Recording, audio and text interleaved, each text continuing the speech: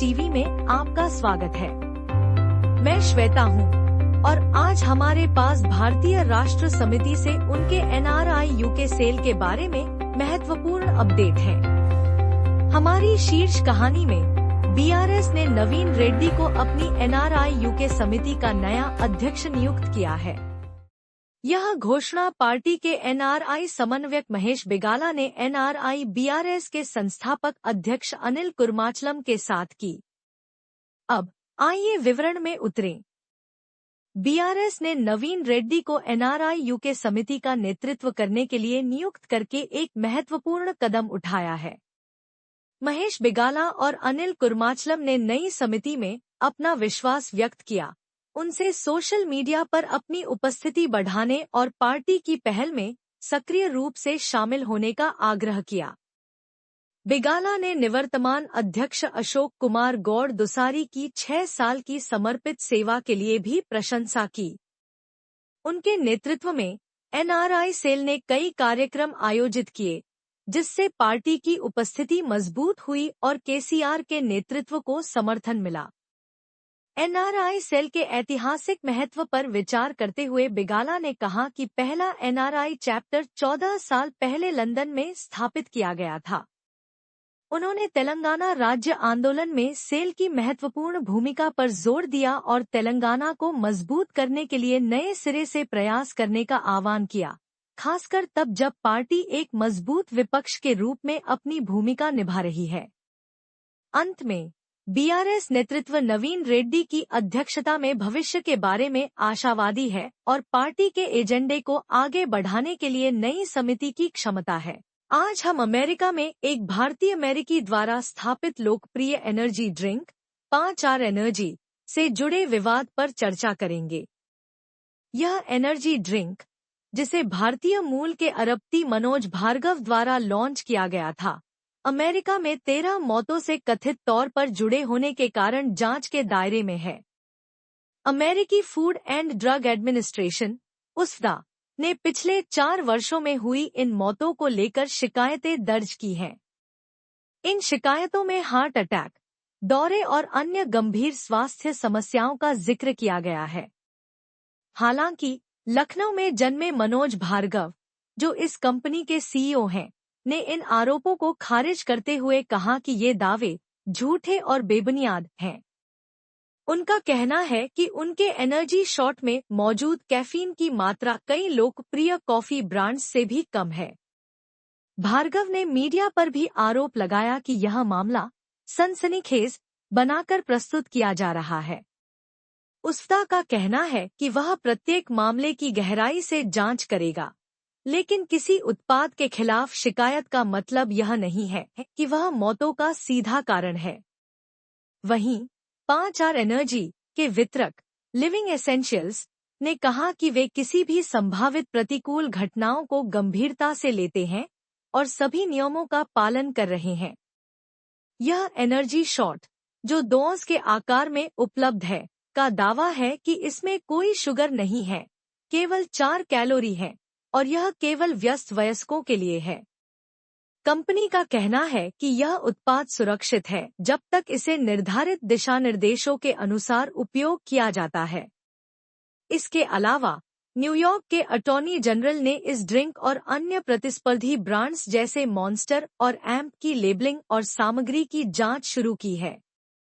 Monster energy drink को भी हाल ही में 5 मौतों से जोड़ा गया है। आज हम अमेरिका से आई एक दिल दहला देने वाली घटना पर चर्चा करेंगे। कैलिफोर्निया के सैन मेटियो में भारतीय मूल के आनंद सुजीत हेनरी 37 ने कथित तौर पर अपने परिवार की हत्या के बाद आत्महत्या कर ली। मृतकों में उनकी पत्नी एलिस प्रियंका बेंजिगर 38 और उनके 4 साल के जुड़वां बेटे नोआ और नीतन शामिल हैं। पुलिस ने इस घटना को मर्डर सुसाइड करार दिया है।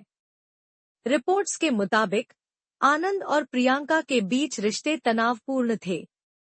दोनों केरल से ताल्लुक रखते थे और प्रतिष्ठित संस्थानों से पढ़ाई कर चुके थे। आनंद ने गूगल, मेटा जैसी कंपनियों में काम करने के बाद एक एआई स्टार्टअप शुरू किया था, जबकि प्रियंका जिलों में डेटा साइंस मैनेजर थी। यह घटना इस साल भारतीय प्रवासी समुदाय में हुई दूसरी मर्डर सुसाइड की घटना है। इससे पहले मैसाचुसेट्स में एक ऐसी ही घटना में एक प्रवासी भारतीय ने अपने परिवार की हत्या कर आत्महत्या कर ली थी। इन घटनाओं से यह स्पष्ट होता है कि मानसिक तनाव और सामाजिक दबाव भारतीय प्रवासियों के जीवन पर गहरा असर डाल रहे हैं। अमेरिका में भारतीय समुदाय की उच्च आय के बावजूद महंगे क्षेत्रों में जीवन यापन करना और सफल दिखने का दबाव कई बार घातक साबित हो रहा है। आज हम आपको 2009 में हुई एक चौंकाने वाली हत्या के मामले से जुड़ी ताज़ा खबर देंगे।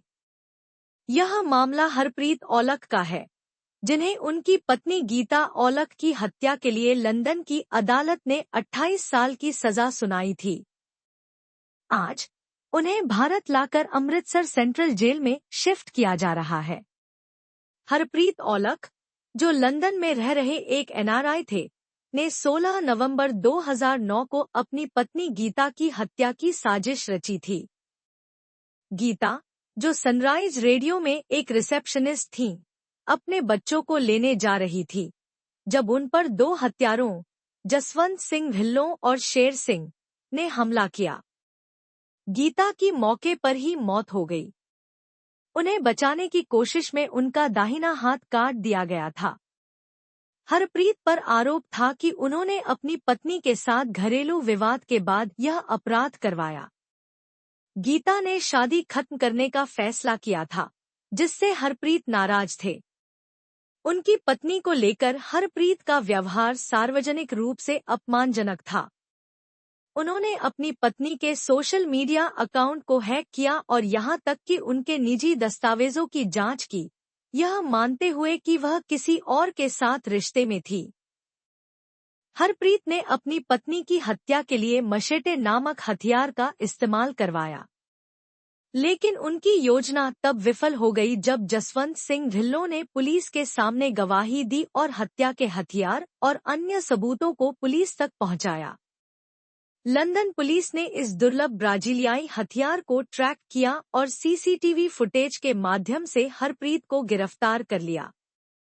यह पहली बार है कि भारत और ब्रिटेन के बीच कैदियों के प्रत्यर्पण समझौते के तहत एक अपराधी को पंजाब की जेल में स्थानांतरित किया जा रहा है। पंजाब के जेल मंत्री सुखजिंदर सिंह रंधावा ने इस बात की पुष्टि की कि सभी औपचारिकताएं पूरी कर ली गई हैं और हरप्रीत को दिल्ली एयरपोर्ट पर पंजाब जेल विभाग की टीम को सौंपा गया। यह घटना प्रवासी भारतीय समुदाय के लिए एक गहरी याद दिलाती है कि कानून और न्याय प्रणाली कैसे अंतर्राष्ट्रीय स्तर पर काम करती है। NRI मैटर्स TV पर हम आपको ऐसे मामलों से जुड़े हर अपडेट लाते हैं के बारे में महत्वपूर्ण अपडेट हैं, जो कई निवेशकों, खासकर NRI और नाबालिगों के माता पिता को प्रभावित कर सकते हैं। हमारी पहली कहानी में हम PPF खातों के लिए नए नियमों पर चर्चा करेंगे जो आज से लागू हो गए हैं। ये बदलाव नाबालिगों के लिए खातों, कई PPF खातों के स्वामित्व और NRI द्वारा अपने खातों को आगे बढ़ाने की पात्रता पर केंद्रित है।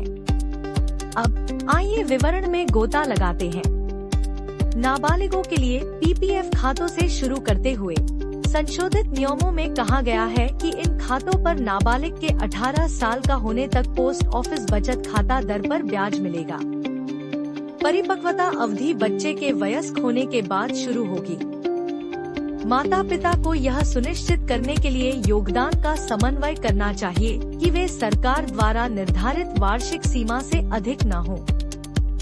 इसके बाद कई PPF खातों वाले लोगों के लिए केवल प्राथमिक खाते पर ब्याज मिलेगा, बशर्ते कुल जमा वार्षिक सीमा के भीतर रहे। द्वितीयक खातों में कोई भी अतिरिक्त धनराशि बिना ब्याज के वापस कर दी जाएगी। NRI के लिए नए दिशा निर्देश उन्हें परिपक्वता तक अपने PPF खाते रखने की अनुमति देते हैं। हालांकि वे 30 सितंबर 2024 तक केवल डाकघर बचत खाते की दर पर ब्याज अर्जित करेंगे। उसके बाद निवास आवश्यकताओं के कारण ब्याज मिलना बंद हो जाएगा। PPF के लिए वर्तमान ब्याज दर 7.1% प्रति वर्ष बनी हुई है, जो पिछली तिमाही से अपरिवर्तित है। NRI मैटर्स टीवी पर हमारे साथ जुड़ने के लिए धन्यवाद। अधिक अपडेट और जानकारी के लिए बने रहें। यदि आप हमारी NRI मैटर्स न्यूज चैनल को किसी भी प्रकार की जानकारी या समाचार देना चाहते हैं, तो कृपया हमसे संपर्क करें। आपकी जानकारी हमारे लिए महत्वपूर्ण है और हम इसे उचित मंच पर पहुंचाने का प्रयास करेंगे। संपर्क करने के लिए हमें व्हाट्सएप करें या ईमेल भेजें। धन्यवाद।